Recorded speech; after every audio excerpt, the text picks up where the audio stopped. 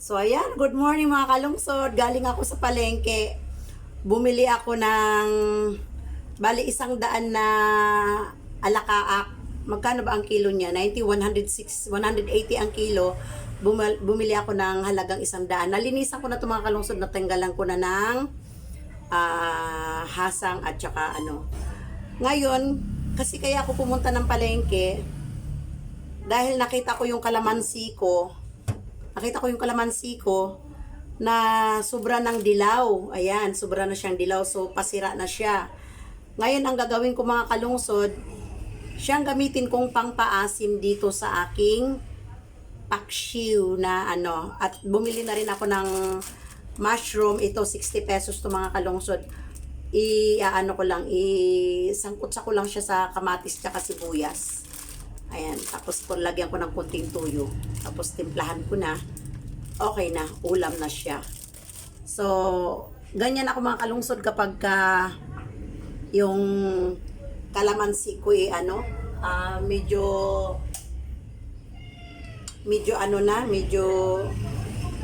medyo madilaw-dilaw na. Ayan. So, siyang ipang-asim natin mga kalungsod. Ganon pa rin, lagyan pa rin siya ng sibuyas, bawang at saka luya. Ito lang siya ang pangpalit lang siya sa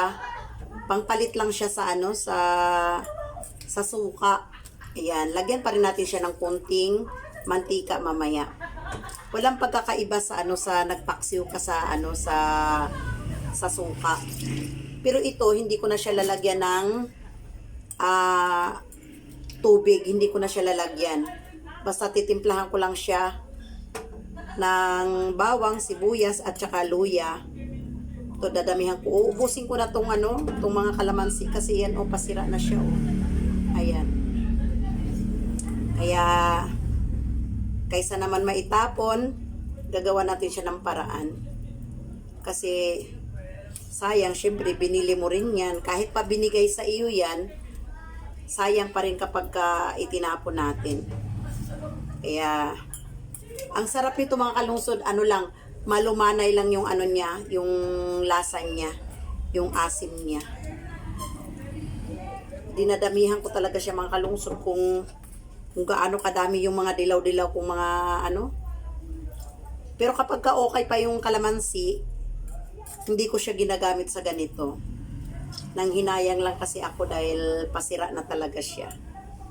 Bukas makalawa lang to, hindi mo na to magagamit kahit na gagamitin mo siyang kalamansi juice. Tsaka hindi rin naman po pwede na lagi-lagi kang uminom ng kalamansi juice, nakakaano din sa sikmura rin. Kaya gamitin natin siya sa ibang bagay. Ayan. Piga lang ng piga, nakakapagod din magpiga. Hanggang sa dumami siya yung katas. Kasi hindi na natin siya isasama ko na rin yung pati na rin yung mas maganda sana kung nakaserdikit yung yung iba wala na ng katas nakaserdikit sana yung yung buto niya. Pero okay lang din naman. Ayan wala nang katas yung iba stuck na talaga, pasira na siya. Yan, wala nang katas yung iba.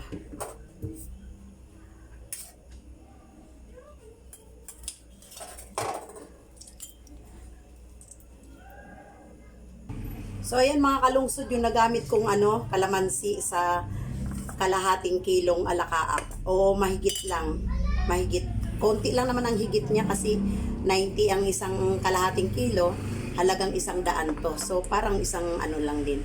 So, ngayon isusunod natin yung ating ibang sangkap. Ayan, sibuyas, bawang. Dinadamihan ko ng bawang tsaka luya. Tapos, ilagay ko na rin tong aking ampalaya. Ayan. So, pagkatapos timplahan na natin mga kalungsod. Naku, ang sarap nito mga kalungsod. Nilagyan ko rin siya ng siling labuyo kasi wala na akong siling green. So, ayan, lagyan lang natin siya ng luya. Dinadami-damihan ko rin siya ng luya mga kalungsod. Ayan. madami siyang luya.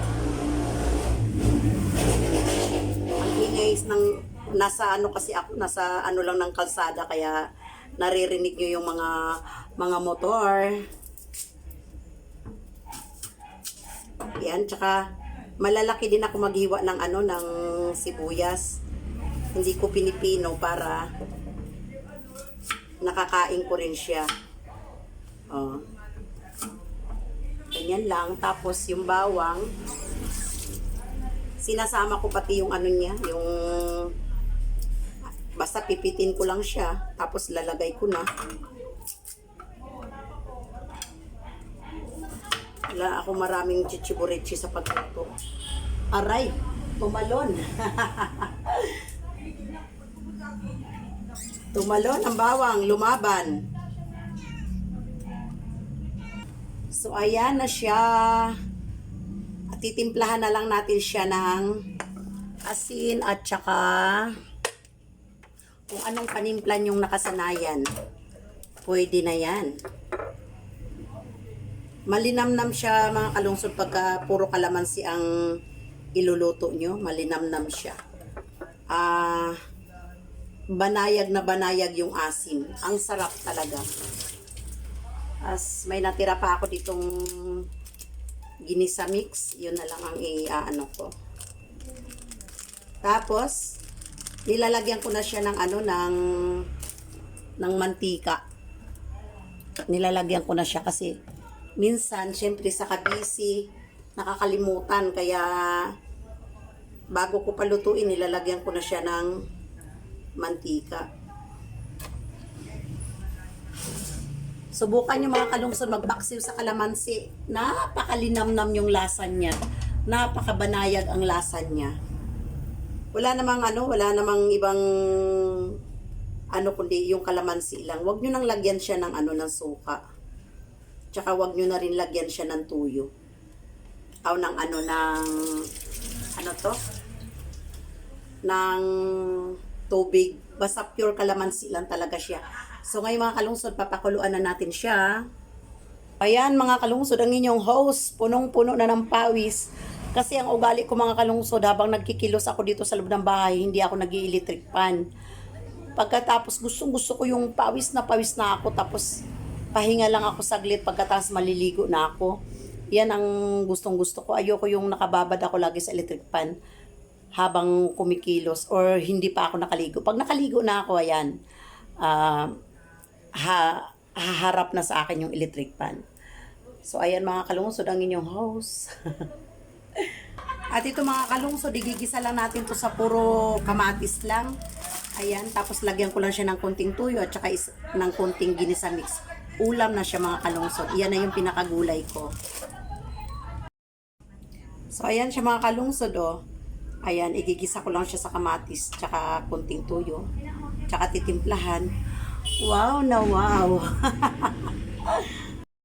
So ayan, magisa lang tayo ng kamatis. At yan din yung ating paksiw.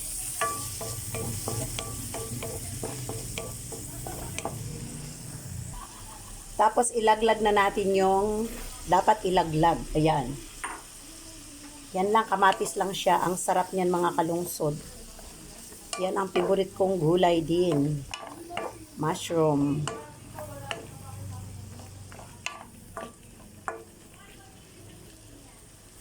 Tapos lalagyan na natin siya ng tuyo.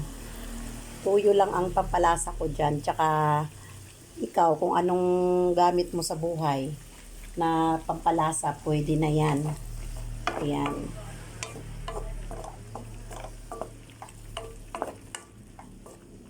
Diba? O, ulam na yan siya. Antayin na lang natin yung ating paksiw.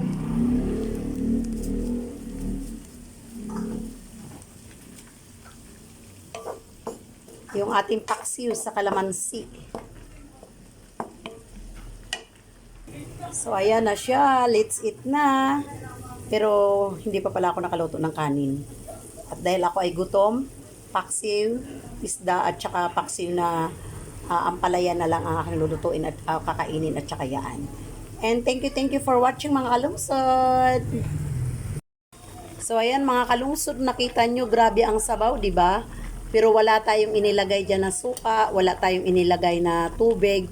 Talagang syrup lang ng kalamansi ang nandiyan. So napakabanayag ang kanyang asim. Wow. Wow, ang sarap talaga. Grabe.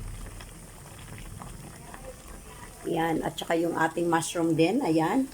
Ayan na mga kalungsod, luto na yung ating putay. Pero ito mamaya-maya ko pa to aanuhin. Para medyo kumunti-kunti pa yung sabaw niya. Pahinaan ko lang yung apoy na as in mahinang mahina. Pero yung mushroom natin, okay na yan. So, ayan mga kalungsod. And thank you for watching mga kalungsod. And bye-bye. God bless us. Thank you.